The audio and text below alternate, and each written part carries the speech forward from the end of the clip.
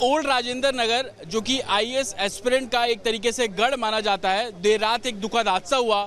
3 छात्रों की इस हादसे में मौत हो गई। मेरे पीछे आप ये इंस्टीट्यूट देख रहे हैं, रॉज आईएएस स्टडी केयर, और आप नीचे देखेंगे सिंस 1953 से ये इंस्टीट्यूट चल रहा है। और बताया जा रहा है कि इस इंस्टीट्यूट के बेसमेंट में अचानक पानी भरना शुरू हो गया, और जब पानी भरना शुरू हुआ तो 30 छात्र बेसमेंट में उस समय मौजूद थे, जिनको रेस्क्यू करके बाहर निकाला गया। 3 छात्रों की इसमें दुखद मौत की जानकारी इसमें सामने आ रही है। लेकिन पानी आखिरकार इस बेसमेंट में कैसे पहुंचा, आप तस्वीर देखेंगे। अभी भी दमकल विभाग और फायर सेफ्टी, दिल्ली पुलिस यहाँ पर मौजूद है और हर पहलू पर इस केस को इन्वेस्टिगेट कर रहे हैं। ये एंट्रेंस है और आप देखेंगे नीचे एक तरीके से ग्राउंड फ्लोर पे पार्किंग है और अपर ग्राउंड फ्लोर से इंस्टीट्यूट की शुरुआत हो जाती है। लेकिन ग्राउंड फ्लोर है, बेसमेंट नीचे बना हुआ है। बताया जा रहा है कि 200 स्टूडेंट्स के बैठने की कैपेसिटी उस बेसमेंट के अंदर है, लाइब्रेरी बनी हुई है। लेकिन मेरे विजय अगर थोड़ा आगे आएंगे, कैमरे को नीचे करके दिखाएंगे, तो आप देखेंगे कि इस इंस्टीट्यूट में जाने के लिए अपर स्लाइड है, यानी कि ऊपर की तरफ ये इंस्टीट्यूट बना हुआ। अब सवाल ये खड़ा होता है कि बेसमेंट में पानी पहुंचा कैसे। जांच में ये सामने आया कि ये जो रोड है, आप देखेंगे इंस्टीट्यूट तकरीबन मेन रोड पर बना हुआ है। सामने करोल बाग की तरफ जाने वाली रोड है, रोड ऊंचाई पर है। बारिश अक्सर होती है तो पानी स्लोप के जरिए नीचे की तरफ आता है, यानी कि इस रोड की तरफ आता है। और जब स्लोप के जरिए पानी आता है तो इंस्टीट्यूट जो कि लेफ्ट हैंड साइड में मौजूद है, और आप देखेंगे कि बेसमेंट में जाने का जो रास्ता है बिल्कुल कोने में, अगर मेरे विजय आपको तस्वीरों में दिखाएंगे, वो टूटा हुआ है। बताया जा रहा है कि कल जब बारिश हुई, उस बारिश के दौरान जो पानी है वो नीचे गली की तरफ उतरना शुरू हुआ। और तस्दीक आप इस बात से कर लेंगे कि इंस्टीट्यूट के बाहर इस तरीके से आपको पानी जमा हुआ भी नजर आ रहा है।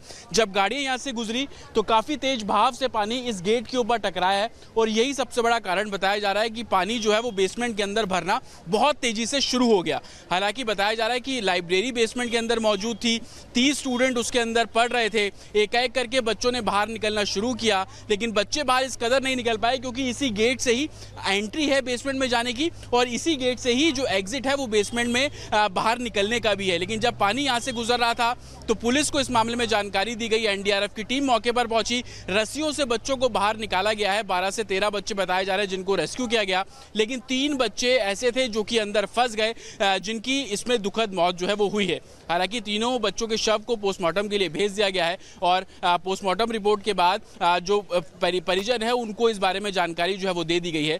लेकिन अभी सबसे बड़ा सवाल यही खड़ा होता है कि आखिरकार लापरवाही किसकी, और यही कारण है कि दिल्ली पुलिस ने आपराधिक धाराओं के तहत इस पूरे मामले में मुकदमा दर्ज कर लिया है।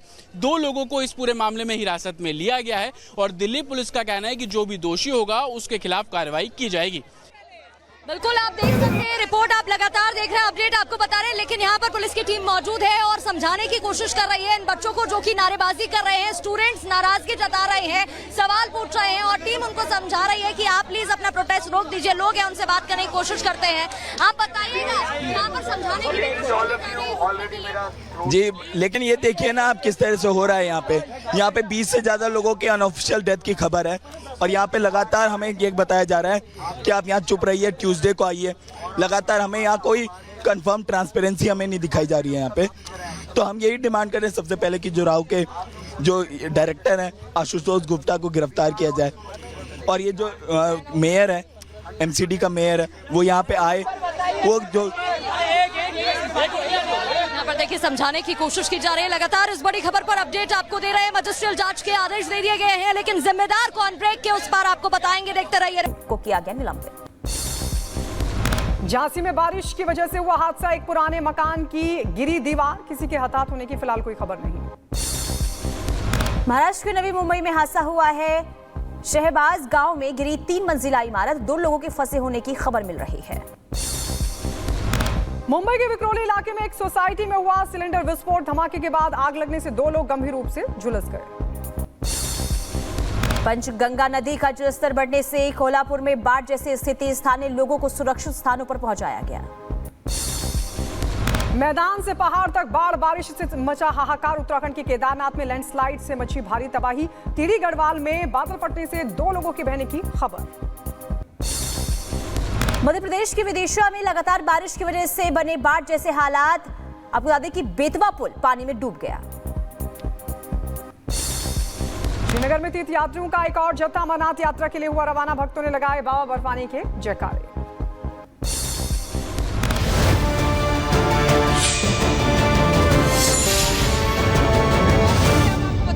लगातार हम उसी घटना स्थल पर हैं, राजधानी दिल्ली के जिसे ओल्ड राजेंद्र नगर के तौर पर जाना जाता है, उसी घटना स्थल पर हमें। और यही वो आईएएस एकेडमी है जिसके बेसमेंट में पानी भर गया था। और अभी रेस्क्यू टीम से भी मेरी बात हुई थी, जो एक एक करके आप जा रही है। उनका कहना था कि इतना ज़्यादा पानी भर गया कि कुछ भी समझ पाना बहुत ज़्यादा मुश्किल हो रहा था। लेकिन इसी बीच अपने दर्शकों को हम ये बताएंगे कि जो नाराज छात्र हैं वो लगातार प्रदर्शन कर रहे हैं, इंसाफ की मांग कर रहे हैं। वहीं दिल्ली सरकार ने भी जाँच के आदेश जारी कर दिए हैं।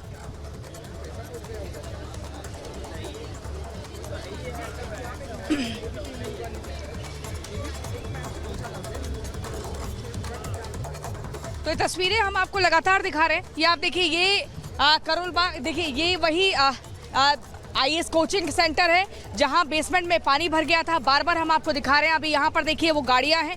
ये बेसमेंट में वैसे गाड़ियों की जगह होती है पार्किंग की, लेकिन इस जगह पर इस कोचिंग सेंटर के मालिक ने लाइब्रेरी बनवा रखी थी। साथ ही बच्चों के सेल्फ स्टडी का पॉइंट बनाया हुआ था कि अगर बच्चों को सेल्फ स्टडी करनी है, लाइब्रेरी से कुछ किताबें लेनी है, तो उन्हें बेसमेंट में जाना होगा। लेकिन यहीं पर आपको बताते उज्जवल, देखिए दूसरी तरफ जो है वहाँ पर नाराज छात्र जो हैं वो लगातार प्रदर्शन कर रहे हैं, नारेबाजी कर रहे हैं, इंसाफ की मांग कर रहे हैं, अपना गुस्सा दिखा रहे हैं। क्योंकि आपको बता दें, तान्या, श्रेया और नवीन, ये वो 3 स्टूडेंट्स हैं जिनकी बेवजह जिंदगी खत्म हो गई। इनके परिवार में मातम पसरा हुआ है, सभी का रो रो कर बुरा हाल है। ये वो स्टूडेंट्स हैं जो अपने सपनों को पूरा करने के लिए आए थे, आईएएस की तैयारी करने के लिए आए थे। और नवीन की अगर हम बात करें तो वो तो केरल से बताए जाते हैं और अभी 6 से 8 महीने पहले ही एक बड़ा सपना लेकर केरल से राजधानी दिल्ली की तरफ आए थे। लेकिन ऐसा हो जाएगा ये शायद ही किसी ने सोचा था। एक बड़ी लापरवाही है। मजिस्ट्रेट जांच के आदेश दिए जा चुके हैं। अब जांच के बाद रिपोर्ट का इंतजार किया जा रहा है। लेकिन ये मामला राजनीति का नहीं है, इसमें आरोप प्रत्यारोप भी किया जा रहा है। लेकिन इसमें जिसकी जिम्मेदारी थी, यानी कि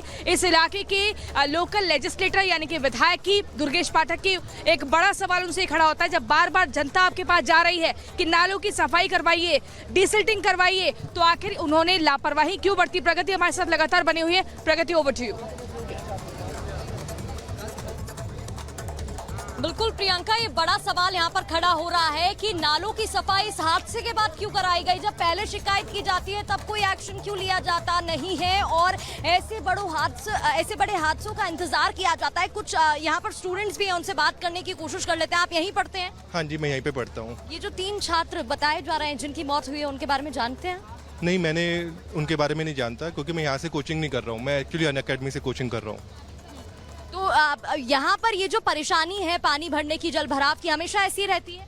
ये अभी बहुत ज़्यादा फ्रिक्वेंटली हो गई है। कल भी मेरे घर के पास में जो पानी है यहाँ तक आ गया था, हाफ ऑफ द नीज तक, क्योंकि यहाँ पे ड्रेनेज सिस्टम ही अच्छा नहीं है। यहाँ पे पूरा कंक्रीट का बनाया, अच्छा बनाया, बट जो नाले हैं वो हमें सफाई नहीं होती, तो उसमें हम लोग क्या कर सकते हैं? बिल्कुल, देखिए सीवेज सिस्टम को लेकर यहाँ पर बार बार बात की जाती है और भी स्टूडेंट्स हैं, उनसे बात करने की कोशिश कर लेते हैं। आप बताइएगा, आप इसी यहीं पर जो इतने कोचिंग इंस्टीट्यूट है उनमें से एक में पढ़ाई कर रहे हैं? जी, अभी तो मैं पढ़ाई नहीं कर रहा हूँ, मेरी कोचिंग पूरी हो गई है।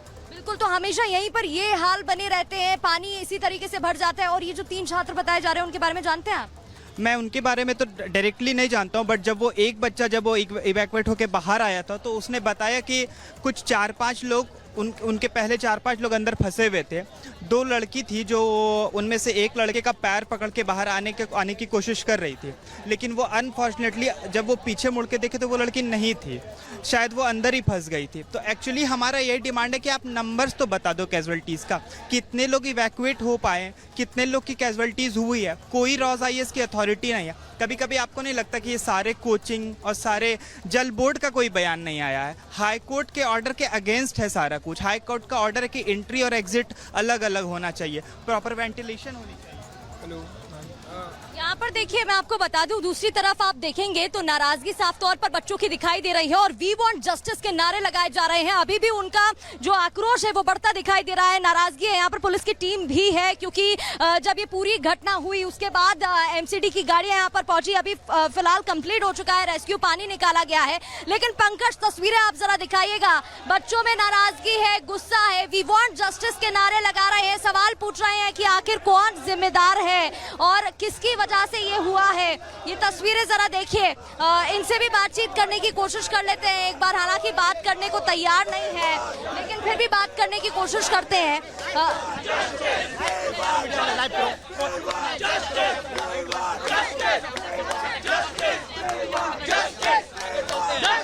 देखिए, यहाँ पर वी वांट जस्टिस के नारे दिखाई दे रहे हैं और लगातार हमारे सहयोगी भी जुड़े हुए हैं, उनका भी रुख कर लेते हैं। प्रियंका, बिल्कुल बिल्कुल सही कह रही हैं प्रगति, आप जो दिखा रहे हैं तस्वीरें, वहाँ ये साफ तौर पर जो स्टूडेंट्स हैं सब इकट्ठा हो चुके हैं। यहाँ पर कुछ लोग भी आए, आप लोग सब यहीं लोकल के? यस यस, कहाँ से हैं आप? हम लोग, मैं बिहार से हूँ। अच्छा, आप भी स्टूडेंट हैं? मैं बाजीराव में पहले स्टूडेंट था। ये जो जिस तरीके से इतनी बड़ी लापरवाही हुई है, इसके बाद हम देख रहे हैं बाकी स्टूडेंट्स में काफी आक्रोश है। हाँ, हालांकि प्रशासन को इसके बारे में सोच विचार करना चाहिए, है ना। जी, मैं यहीं का लोकल हूँ और मैं ये पिछले कई सालों से देख रहा हूँ, जब से बाजीराव आया है ये सब बने हुए हैं। ये कमर्शियल एरिया तो है नहीं, और यहाँ के एमसीडी क्या कर रही है बताइए। ये महीनों से पानी जब भी भरता है 1 घंटे पानी में इतना पानी होता है। कल मैं खुद यहाँ से निकल गया हूँ। यहाँ का विधायक क्या कर रहा है, दुर्गेश पाठक जी क्या कर रहे हैं, कैसे ये पास हो गया बनने के लिए। आप लोग गए थे दुर्गेश पाठक के पास? सारे लोगों को पता है, सबको पता है, दुर्गेश पाठक को नहीं पता है। ऐसे पास ऐसी बिल्डिंग बनाई है इन्होंने। यहाँ के यहाँ 90% लाइब्रेरी हैं दुर्गेश पाठक जी, यहाँ के चोर हैं। मैं कह रहा हूँ यहाँ 90% लाइब्रेरी जो है बेसमेंट में है और वो इलीगली है। लाइक यहाँ जैसे ये तो सिर्फ लाइब्रेरी है, वैसे ही बाजीराम इंस्टीट्यूट में 500 से 600 बच्चों की क्लास होती है, वो भी बेसमेंट में। बेसमेंट में लाइब्रेरी क्यों बनाई हुई है सबसे सब लोग? क्योंकि रेंट यहाँ सस्ता पड़ता है। ऊपर वैसे बना दिया इन्होंने, ऊपर क्लासेस होती है, बट नीचे जो है क्लास। तो एक तो ये अपने दर्शकों को बता दें, ये कमर्शियल जगह नहीं है। कमर्शियल जगह पर यहाँ पर इन लोगों ने अपने आईएएस के कोचिंग सेंटर की दुकान खोल ली है और उसके बाद बेसमेंट में लाइब्रेरी बनाई गई है बच्चों के लिए। Everything starts with a rent fee. यहाँ पे ओआरएन में रेंट का एक धंधा है, you can say a big kind of धंधा। और ये रेंट जब हाइक करती है तो एवरीथिंग गोज ऑन अकॉर्डिंगली, चाहे वो यहाँ का रेंट हो, चाहे वो यहाँ का लाइब्रेरी हो। एक बच्चा कितनी फीस